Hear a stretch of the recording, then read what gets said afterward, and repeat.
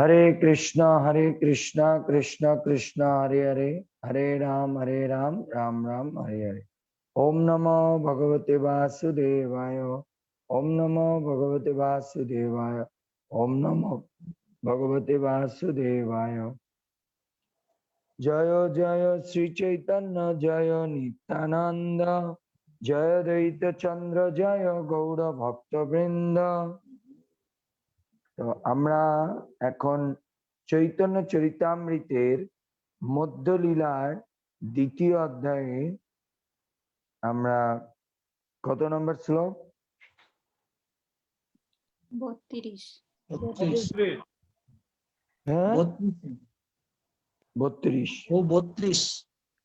আমরা চৈতন্য চরিতামৃতের মধ্যলীলার দ্বিতীয় অধ্যায়ের 32 নম্বর শ্লোক আমরা পাঠ করব। পূর্ণলক্ষ্মী মা পড়েন। 30 কেন? এইটা যে 31-এ তো পুরা এটা পড়া হয় নাই। কেন পড়া হয়েছে? 31 পুরো পড়া হয়েছে। শ্লোকটা পড়া হয়েছে। হ্যাঁ আমরা ওই দিন পড়লাম না, শ্লোকটা তো আমিই পড়েছি। পূর্ণলক্ষ্মী মা। শ্লোক 32। কৃষ্ণের অধরামৃত কৃষ্ণ গুণ চরিত, সুধাসার সাধু বিনিন্দন, তার সাহায্যে না জানে জন্মিয়া না মইল কেনে, সে রসনা ভেক দিব্যা সম। শ্লোকার্থ: কৃষ্ণের অধরামৃত এবং কৃষ্ণের অপ্রাকৃত গুণ ও বৈশিষ্ট্য সকল প্রকার সুধার নির্যাসের স্বাদকেও তুচ্ছ করে দেয়। সেই স্বাদ যে আস্বাদন না করে সে জন্মেই মরে গেল না কেন, এবং তার জিহ্বা ব্যাঙের জিহ্বার মতো। 33। এখানে বলছে কৃষ্ণের অধরামৃত, কৃষ্ণের অপ্রাকৃত। কৃষ্ণের অধরামৃত মানে কি? প্রসাদ। কৃষ্ণ অধরামৃত হচ্ছে প্রসাদ। আবার আরেক দিক থেকে কৃষ্ণের অধরামৃত বলতে কৃষ্ণের কথা, কৃষ্ণের নাম সবকিছুই তো কৃষ্ণের মুখ থেকে বের হয়। যে জিনিসগুলো কৃষ্ণের মুখ থেকে বের হয় সেটাকে অধরামৃত বলা হয়। এবং কৃষ্ণের অপ্রাকৃত গুণ ও বৈশিষ্ট্য সকল প্রকার সুধার নির্যাসের স্বাদকেও তুচ্ছ করে দেয়। ভগবান শ্রীকৃষ্ণের মুখ থেকে যা নির্গত হয় সেটা এই কৃষ্ণের অপ্রাকৃত গুণ বৈশিষ্ট্য সকল প্রকার সুধার নির্যাসের স্বাদকে তুচ্ছ হয়। ভগবানের গুণ লীলা এত আকর্ষণীয়, সব রস সব স্বাদকে ম্লান করে দেয়। সেই স্বাদ যে আস্বাদন না করে সে জন্মেই মরে গেল, কেননা এবং তার জিহ্বা ব্যাঙের জিহ্বার মতো। ব্যাঙের জিহ্বা কারণ কি? ব্যাঙ জিহ্বা দিয়ে যখন ডাকে প্যাক প্যাক আওয়াজ করে, তার মানে সে কি ডেকে নিয়ে আসে? সাপ। সাপ ডেকে নিয়ে আসে, কালরূপী সাপ, তার মৃত্যুকে সে ডেকে নিয়ে আসে। এর জন্য এটা বলেছে যে সে নিজের শব্দের দ্বারা নিজের মৃত্যুকে ডেকে নিয়ে আসে। 33 নম্বর শ্লোক 33। মৃগমত নীলোৎপল মিলনেতি পরিমল, যেই হরে তার গর্বমান, হেন কৃষ্ণ অঙ্গগন্ধ যার নাহি শেষ মন্ধ, সেই নাসা ভস্রার সমান। শ্লোকার্থ: কস্তুরী আর নীল কমলের সৌরভের মিলনে যে অপূর্ব সুন্দর গন্ধের উৎপত্তি হয়, শ্রীকৃষ্ণের অঙ্গের গন্ধ সেই গন্ধকেও খর্ব করে দেয়। সেই কৃষ্ণের অঙ্গগন্ধ যে আঘ্রাণ করলো না, তার নাসিকা কামারের হাপড়ের মতো। হরে কৃষ্ণ প্রভু। বলুন প্রভু, বস্ত্রের অর্থটা কি? বলছি, কস্তুরী আর নীলকমলের সৌরভের মিলনে যে অপূর্ব সুন্দর গন্ধের উৎপত্তি হয়, শ্রীকৃষ্ণের অঙ্গের গন্ধ সেই গন্ধকে খর্ব করে। শ্রীকৃষ্ণের অঙ্গগন্ধ যে আঘ্রাণ করলো না, তার নাসিকা কামারের হাপরের মতো। ভস্ত্রার মানে হচ্ছে কামারের হাপড়। আপনি দেখেছেন, এখন তো মেশিনে করে। কামাররা যে আগের দিনে কয়লার সামনে রড রাখতো আর একটা দড়ি দিয়ে হাপড়কে টানতো, আর হাপড় এখনো হাওয়া আছে দিত। তো প্রভু, হ্যাঁ। হ্যাঁ, হুম। হাপড়ে হাওয়া দেয় কয়লায়, আর তার মাধ্যমে কি হয়, আগুনের সৃষ্টি হয়, আর সেটা লোহাকে জ্বালায়। তো যে কি করে না, ভগবত ভক্তি করে না, তার জীবনটা হচ্ছে, বা ভগবানের এই রূপ গুণ কথা মধ্যে না নিজেকে নিমজ্জিত করে, সে হচ্ছে একটা কামারের হাপড়ের মতো, শুধু শ্বাস প্রশ্বাস নিচ্ছে কিন্তু কোনো মানে বোধ শক্তি নেই। তা আমরাও যদি শুধু শ্বাস প্রশ্বাস নেই কিন্তু কিছু ভগবত ভক্তিমূলক কর্ম না করি, তাহলে হচ্ছে আমরা কামারের হাপড়ের মতো। তারপরে শ্লোক 34। কৃষ্ণ কর পদতল কোটি চন্দ্র সুশীতল, তার স্পর্শ যেন স্পর্শমণি, তার স্পর্শ নাহি যার, সে যাক ছাড় খার, সেই বপু লৌহ সমজানি। শ্লোকার্থ। শ্রীকৃষ্ণের করকমল ও পদতল এত স্নিগ্ধ যে তার সঙ্গে কোটি কোটি চন্দ্রের সুশীতলতার তুলনা করা যায়। তার স্পর্শ যেন স্পর্শমণির স্পর্শের মতো, কিন্তু যে সেই হস্ত ও পদ স্পর্শ করলো না, তার জীবন ব্যর্থ এবং তার দেহ লোহার মতন। এক মিনিট, এখানে বলছে শ্রীকৃষ্ণের করকমল ও পদতল এতই স্নিগ্ধ যে তার সঙ্গে কোটি কোটি চন্দ্রের সুশীতলতার তুলনা করা যায়। এখানে একটা কথা মনে ভালো করে বুঝুন, এখানে বলেছে কোটি কোটি চন্দ্রের থেকে সুশীতল হচ্ছে কৃষ্ণের চরণ, কিন্তু এটাকে কি বলা হয়েছে, তুলনা করা যায়। তার মানে কোটি চন্দ্র ভগবানের চরণের কাছে কিছু না, কিন্তু একটা উদাহরণ আমাদের কাছে সৃষ্টি করার জন্য এই চন্দ্রমাকে বুঝিয়েছে। তার স্পর্শ যেন স্পর্শমণির স্পর্শের মতো। স্পর্শমণির স্পর্শ মানে, স্পর্শমণি যদি কিছুকে স্পর্শ করে তাহলে কি হয়ে যায়, সব সোনায় পরিণত হয়। কিন্তু যে সেই হস্তপদ স্পর্শ করলো না, তার জীবন ব্যর্থ, তার দেহ লোহার মতো। লোহার মতো মানে তার হৃদয়টা লোহা। শৈলজা মাতাজি কি বলছেন? প্রভু এই যে মৃগপদ নীলোৎপল শব্দের অর্থ কি প্রভু? হ্যাঁ, নীলোৎপল শব্দের অর্থ কি? এই যে নীলোৎপল মানে কমল, কমল পদ্ম ফুল, নীল পদ্ম ফুলকে বোঝায়। 35 পড়ুন, 15 35। করিয়ত বিলাপন প্রভু শচীনন্দন, উঘারিয়া হৃদয়ের সুখ, দৈন্য নির্বেদ বিষাদে হৃদয়ের অবসাদে, পুনরপি পরে এক শ্লোক। শ্লোকার্থ।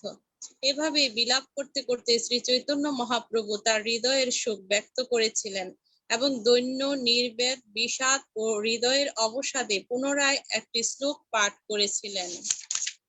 তাৎপর্য। জয় শ্রীল প্রভুপাদকে জয়। ভক্তির অসমৃত সিন্ধু গ্রন্থে দৈন্য শব্দটি বিশ্লেষণ করে বলা হয়েছে, যখন দুঃখ, ত্রাস ও অপরাধবোধ আদি মিলিত হলে নিজেকে যে নিকৃষ্ট বলে মনে করে, সেই অনুভূতিকে বলা হয় দৈন্য। সেই দীনতার প্রভাবে দৈন্যময়ী জাতসিয়া হৃদয়ের অপটুতা, অস্বচ্ছতা, নানা ভাবনা ও অঙ্গের জড়তা প্রকাশ পায়। নির্বেদ শব্দটির বিশ্লেষণ করে ভক্তির অসমৃত ভক্তির অসমৃত গ্রন্থে দৈন্য শব্দটি বিশ্লেষণ করা হয়েছে কি, যখন দুঃখ, ত্রাস ও অপরাধ বোধ আদি মিলিত হলে নিজেকে সে নিকৃষ্ট মনে হয়, সেই অনুভূতিকে দৈন্য। যখন দুঃখ আসে, ত্রাস আসে, অপরাধ বোধ, আর নিজেকে খুব ডিগ্রেডেড মনে করে, অনেক নিচু মনে করে, সেটাকে বলা হয় দৈন্য। সেই অনুভূতিকে বলা হয় দৈন্য। তাহলে সেরকম ফিলিংস হতে হবে। এখানে বারবার বলছি কি অনুভূতি, লোক লোক দেখানোর মতো করলে হবে না, অনুভূতি নিয়ে হতে হবে। যেরকম আপনি কারো চরণে অপরাধ করেছেন, আপনার মধ্যে অনুভূতি আসতে হবে, ভাই আমি ওনার চরণে অপরাধ করেছি। আপনার জীবনে দুঃখ এসেছে, তখন আপনার অনুভূতি হতে হবে আমার দুঃখ কেন, আমি গোবিন্দের চরণে অনুভব। কেউ হয়তো বললো না না আপনি একাদশীটা করেন তাহলে ঠিক হয়ে যাবে, একটু কার্তিক মাসটা করেন, তার এটা আপনি কারো কথা শুনে করেছেন, এটা অনুভূতি হয়নি, ফিলিংস হয়নি। এর জন্য মহারাজ সেদিন ক্লাসে বারবার একটা কথা বলছে, ভক্তরা তো এই নিয়মগুলো প্রতিদিন করে, কিন্তু তাকে এই যে দামোদর অষ্টকম, দীপদান, নাম জপ, শ্রবণ, অনুভূতি নিয়ে ফুল কনসিয়াসনেস নিয়ে করতে হবে। এটা হচ্ছে মুখ্য কারণ। তারপরে নির্বেদ শব্দটি বিশ্লেষণ করে ভক্তি রসামৃত সিন্ধু গ্রন্থে বলা হয়েছে, অত্যন্ত দুঃখ, বিচ্ছেদ, ঈর্ষা, অকর্তব্য অনুষ্ঠানের জন্য ও কর্তব্যের অনাচার হেতু সুখযুক্ত নিজের অপমান বোধকে নির্বেদ বলে। নির্বেদ হলো চিন্তা, অশ্রু, বৈবর্ণ, দৈন্য ও নিঃশ্বাস আদি হয়ে থাকে। বিষাদ শব্দটির বিশ্লেষণ করে ভক্তি রসামৃত সিন্ধু গ্রন্থে বলা হয়েছে, ইষ্ট বস্তুর অপ্রাপ্তি, সংকল্পিত প্রারব্ধ কার্যে অসিদ্ধি, বিপত্তি ও অপরাধ আদি থেকে যে অনুতাপ হয় তাকে বলা হয় বিষাদ। বিষাদ হলে উপায় ও সহায়ের অনুসন্ধান, চিন্তা, রোদন, বিলাপ, শ্বাস, বৈবর্ণ ও মুখ শুষ্ক আদি হয়ে থাকে। ভক্তি রসামৃত সিন্ধু গ্রন্থে দৈন্য, নির্বেদ ও বিষাদ আদি 33টি ব্যভিচারী ভাবের উল্লেখ করা হয়েছে। সেগুলি বাক্য, ভ্রূনেত্র আদি ভঙ্গি দ্বারা ব্যক্ত হয়। ভাবের গতিকে সঞ্চার করে বলে ব্যভিচারী ভাবকে সঞ্চারী ভাব বলে। হরে কৃষ্ণ। হরিব। তাহলে এখানেই মানে এক একটা অবস্থার কথা বর্ণনা করেছে।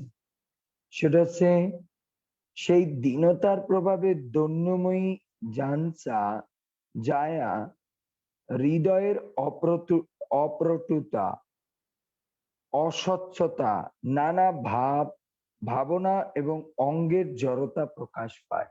তার মানে তার সবকিছুর মধ্যে, তার অঙ্গভঙ্গি সবকিছুর মধ্যে একটা জড়তা, যে আমি অপরাধ করেছি, আমি ভুল করেছি, এরকম। নির্বেদ শব্দটি বিশ্লেষণ করে ভক্তরা অত্যন্ত দুঃখ, বিচ্ছেদ, ঈর্ষা, অকর্তব্য অনুষ্ঠানের জন্য ও কর্তব্যের আচরণ হেতু শোকযুক্ত নিজের অপমান বোধকে নির্বেদ বলে। ঈর্ষা অনুষ্ঠান আচরণ হেতু শোকযুক্ত নিজের অপমান বোধকে নির্বেদ বলে। তাহলে এগুলো করতে গিয়ে যে অপমানিত হয় তাকে নির্বেদ হলে চিন্তা, অশ্রু, তারপরে সে বৈবর্ণ, দৈন্য ও নিঃশ্বাস আদি হয়ে থাকে।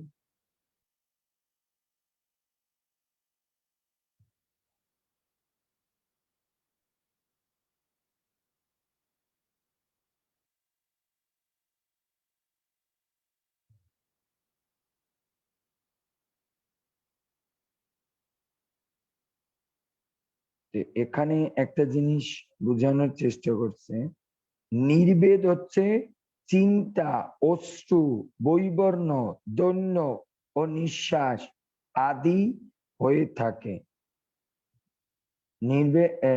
নির্বেদ হয়ে থাকে।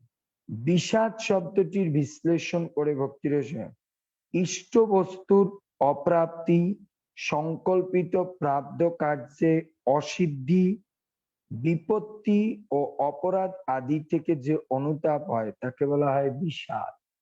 আমরা বিষাদ মানে সবকিছুতে রুচি চলে যায়, কোনো কিছু না পেলে, কোনো কিছু সংকল্প নিয়ে না করতে পারলে, এটা বিষাদ হলে উপায় ও সহায়ের অনুসন্ধান, চিন্তা, রোদন, বিলাপ, শ্বাস, বৈবর্ণ, মুখ শুষ্ক আদি হয়ে থাকে।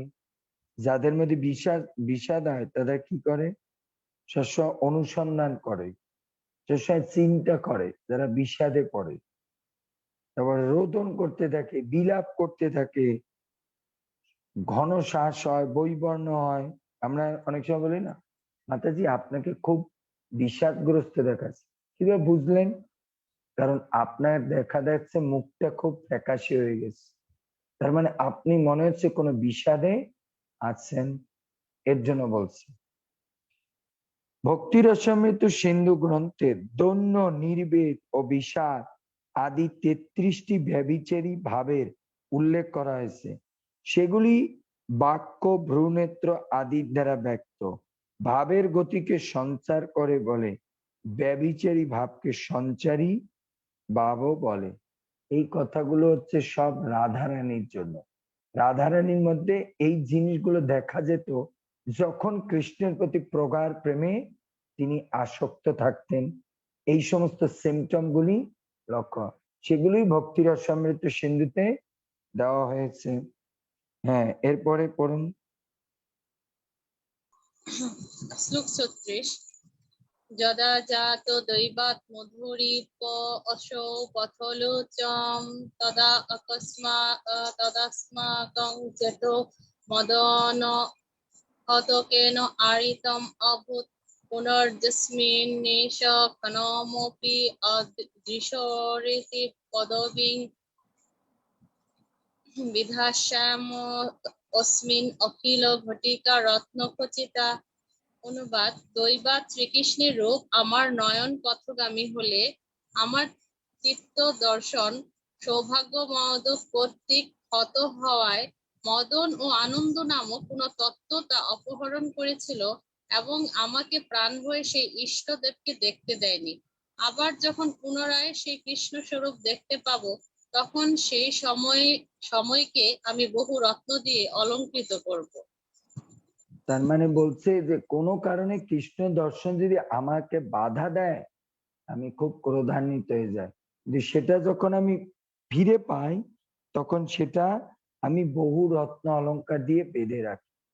এই যে কথাগুলো এখানে বলা হচ্ছে, এসব রাধারানীর মহাভাবের প্রকাশে কি কি সিমটম দেখা যায়, সেই কথাগুলো এখানে কবিরাজ গোস্বামী বলছে। হ্যাঁ, বলুন। তাৎপর্য এই শ্লোকটি শ্রী রামানন্দ রায় রচিত জগন্নাথ বল্লভ নাটক থেকে উদ্ধৃত শ্রীমতী রাধারানীর উক্তি। শ্লোক 37। যে কালে বা স্বপনে দেখিন বংশী বদনে, সেই কালে আইলা দুই বৈরী, আনন্দ আর মদন হরি নিল মোর মন, দেখিতে না পাইনু নেত্র ভরি। শ্লোকার্থ: যে সময়ে বা স্বপ্নে বংশীবদন শ্রীকৃষ্ণকে আমার দেখার সৌভাগ্য হলো, তখন আমার দুটি শত্রু এসে উপস্থিত হলো। তারা হচ্ছে আনন্দ আর মদন। তারা যেহেতু আমার মন হরণ করে নিল, তাই আমি আমার নেত্র ভরে শ্রীকৃষ্ণের মুখকমল দর্শন করতে পারলাম না। পরেরটা পড়বো। আচ্ছা আচ্ছা, এইটা বলুন তো, এখানে মদন বলতে কি বুঝিয়েছে?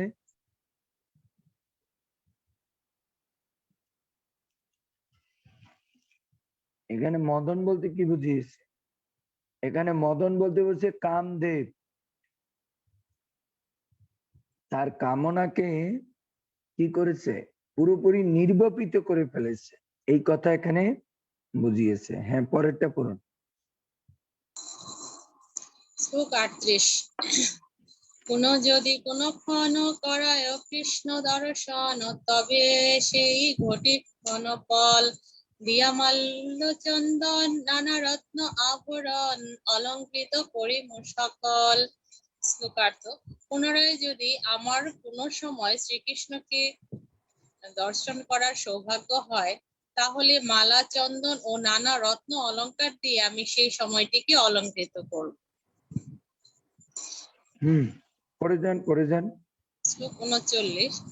ক্ষণে বাহ্য হইল মন, আগে দেখে দুইজন, তারে পুছে আমি না চৈতন্য, স্বপ্ন প্রায় কি দেখিনু, কিবা আমি প্রলাপিন, তোমরা কিছু শুনিয়াছ দৈন্য। শ্লোকার্থ: শ্রী চৈতন্য মহাপ্রভু বাহ্য জ্ঞান লাভ করলেন, তখন তিনি তার সামনে দুজন মানুষকে দেখতে পেলেন। তিনি জিজ্ঞাসা করলেন, আমি কি সচেতন? আমি কি স্বপ্ন দেখছিলাম? আমি কি প্রলাপ বলছিলাম? তোমরা কি আমাকে কোনো দৈন্যক্তি করতে শুনেছ?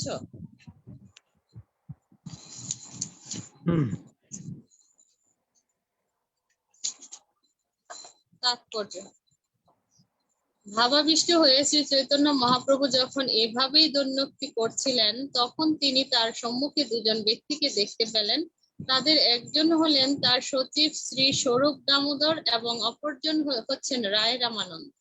বাহ্য জ্ঞান লাভ করে তিনি যখন তাদের দেখতে পেলেন, তখন তিনি শ্রীমতী রাধারানীর ভাবে আবিষ্ট হয়ে প্রলাপ বলতে থাকলেও তিনি তাদের জিজ্ঞাসা করলেন যে তিনি সেই শ্রী চৈতন্য মহাপ্রভু কিনা। তাহলে এটাকে বলা হয় স্বরূপ বিস্তৃতি। এই স্বরূপ বিস্তৃতি কোনো দেহ আত্মিকা না। তার মানে এই স্বরূপ বিস্তৃতি বোঝায় যে এই জড় স্বরূপটার বিস্তৃতি হয়ে কৃষ্ণ স্বরূপে অধিষ্ঠিত হয়। এর জন্য চৈতন্য মহাপ্রভু তিনি যে এই জড় জগতে আছেন সেটাকে ভুলে গিয়ে তিনি যে কৃষ্ণ ভাবনায় স্থিত আছেন, সেই দশাটা কিরকম। সে সবার সঙ্গে আছে, তারপরও সে সবার সঙ্গে নেই। যেরকম চৈতন্য মহাপ্রভু রায় রামানন্দ এবং স্বরূপ দামোদরে আছে, কিন্তু তারপরও তিনি তাদের মধ্যে নেই। কেন? তার মন পূর্ণরূপে কৃষ্ণে ট্রান্স হয়ে গেছে। বুঝতে পেরেছি? তা আমরা ভগবত ধামে কবে যেতে পারবো? যখন আমাদের এরকম হবে। আমরা তো এই জড়জগতেই নিমজ্জিত হয়ে থাকি, আমাদের ট্রান্স কিছু হয় না, বরঞ্চ জাগতিক বস্তুর জন্য আমাদের ট্রান্স হয়ে যায়। অনেক সময় ভুলে যায় ভগবত ভক্তি করা, কিন্তু ভগবানের জিনিস করা, সরি, জড়জাগতিক জিনিস কোনো কিছু করা আমরা ভুলে যাই না। তারপরে শ্লোক 40। শুনো মোর প্রাণের বান্ধব, নাহি কৃষ্ণ প্রেম ধন, দরিদ্র মোর জীবন, দেহেন্দ্রিয় বৃথা মোর সব। শ্লোকার্থ: শ্রী চৈতন্য মহাপ্রভু বললেন, তোমরা আমার প্রাণের বন্ধু, তাই আমি তোমাদের বলছি যে কৃষ্ণ প্রেমস্বরূপ সম্পদ আমার নেই, তাই আমার জীবন অত্যন্ত দারিদ্রগ্রস্ত। আমার দেহ ও ইন্দ্রিয় এক মিনিট এখানে চৈতন্য মহাপ্রভুর কথা দিয়ে আমরা কি শিখছি? এই জগতে সবচেয়ে দরিদ্র কে? যার কাছে কৃষ্ণ ধন নাই। মহাপ্রভু বলছে, আমার মতো দরিদ্রগ্রস্তের কাছে তোমরা কেন এসেছো? আমার কাছে কৃষ্ণ নেই, তুমি কি দেব? শাস্ত্রের ভাষায় এই জগতে দরিদ্র কে? যার কাছে কৃষ্ণ নেই। আর কিন্তু যার কাছে কৃষ্ণ আছে সে হচ্ছে বড়লোক। এর জন্য মহাপ্রভু শ্রীধরকে বারবার কি বলতো? তোমার অনেক আছে, তারপর তুমি কৃপণ। সেটা কি? তার ভক্তি।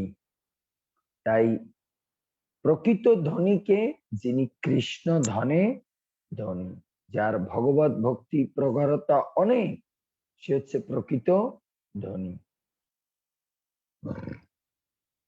তাই না? একটা কথা মনে রাখবেন, ধনী হওয়ার অর্থ, মানে ধনী হয় কি দিয়ে? মানুষ অর্থ দিয়ে না। আপনার জীবনে যে জিনিসগুলো আছে সেটার যদি প্রকৃত কোনো অর্থই না থাকে, জীবনকে উপলব্ধি করার কোনো অর্থই না থাকে, তাহলে সেটা কিভাবে ধনী? আমাদের এই ভৌতিক জগতে যে সমস্ত ডেজিগনেশন আছে, জিনিসপত্র আছে, এগুলো অনর্থহীন, এগুলো কোনো অর্থ নেই, তাই এগুলোকে প্রকৃত ধন বলা যায় না। কিন্তু এই কৃষ্ণ ভক্তি, সেটা হচ্ছে প্রকৃত ধন, কারণ এটা আমার জীবনকে, আমার অস্তিত্বকে উপলব্ধি করতে শেখায়। নেক্সট শ্লোক 41। কোন কহে হায় হায়, শুনো স্বরূপ রাম রায়, এই মোর হৃদয় নিশ্চয়, শুনি করহ বিচার, হয় নয় কহ সার, এত বলি শ্লোক উচ্চারয়। শ্লোকার্থ পুনরায় তিনি শ্রী স্বরূপ দামোদর ও রামানন্দ রায়কে সম্বোধন করে অত্যন্ত বেকুল ভাবে বললেন, হায়, তোমরা নিশ্চয়ই আমার হৃদয়ের কথা জানো। আমার হৃদয় জেনে তোমরা বিচার করো আমি ভ্রান্ত না অভ্রান্ত। তোমরা যথাযথভাবে আমাকে তা বলো। এই বলে শ্রী চৈতন্য মহাপ্রভু আরেকটি শ্লোক বলতে শুরু করলেন।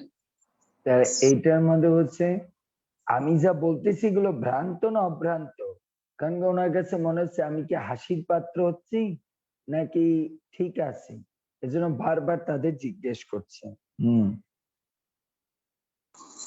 শ্লোক 42 হই অবরোহিহং প্রেমম নহি হই মানুষে লুত্র জয়ী হই কস বিরহে হন্তমি কই জি ওই। অনুবাদ হন্তাস্মি। ভগবত প্রেম সব রকম কৈতব রহিত এবং তা এই জড় জগতে কখনোই প্রকাশিত হয় না। যদি প্রকাশিত হয়ও কিন্তু বিরহ হয় না। যদি বিরহ হয় তবে জীবন থাকে না। এখানে শোনো, এই শ্লোকের অর্থ কি? ভগবত প্রেম সব রকম কৈতব রহিত। এই কৈতব মানে কি?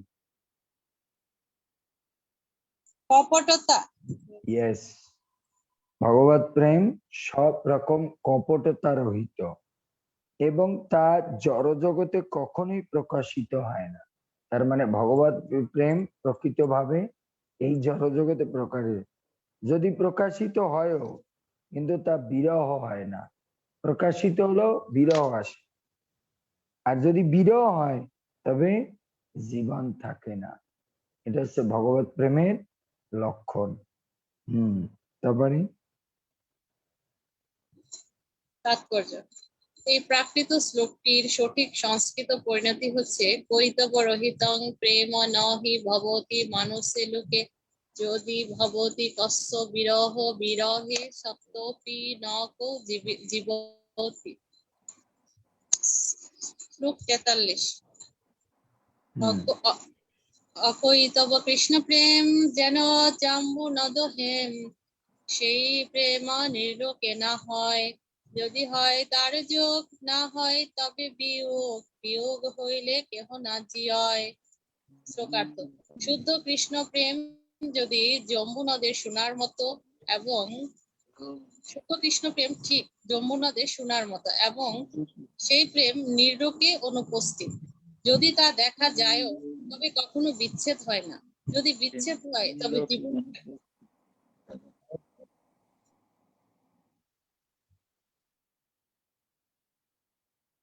হ্যাঁ পড়ুন।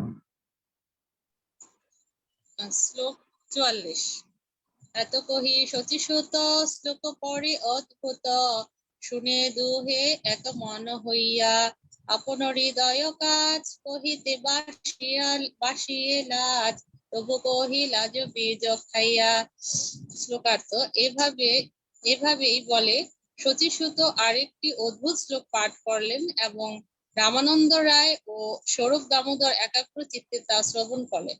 শ্রী চৈতন্য মহাপ্রভু বললেন, আমার হৃদয়ের এই কার্যকলাপ ব্যক্ত করতে আমি লজ্জা অনুভব করছি, তবুও লজ্জার মাথা খেয়ে আমি তা বলছি। পড়ুন 45। প্রভু এটা একটু পড়ে দেন।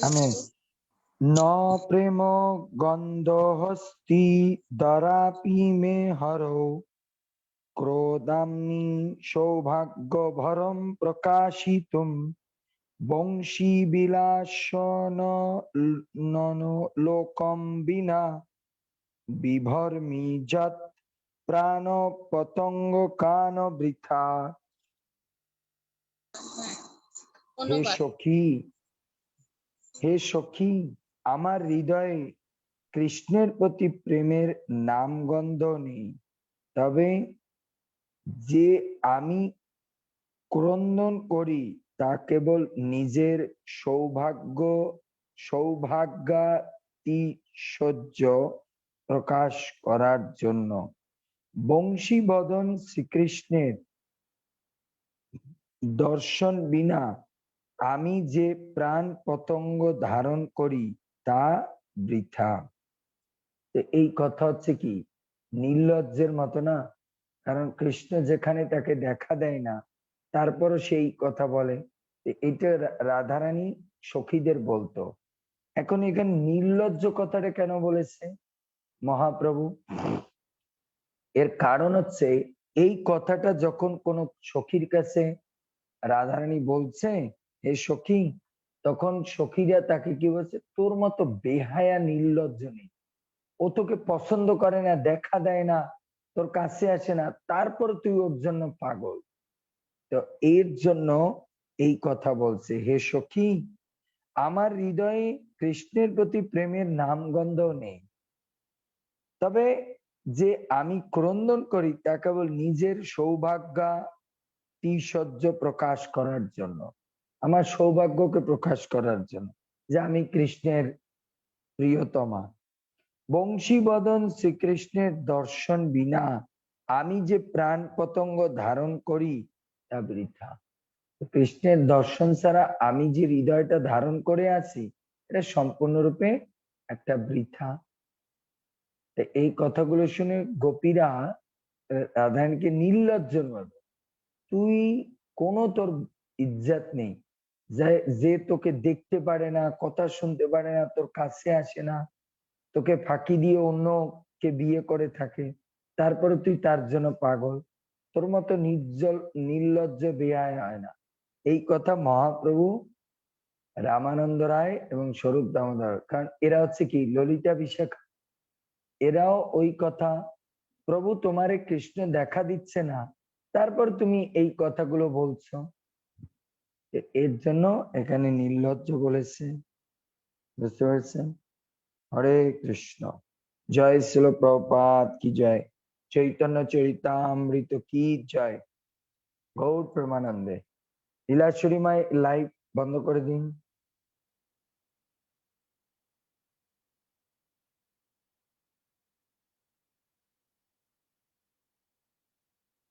লীলাশ্বরী মা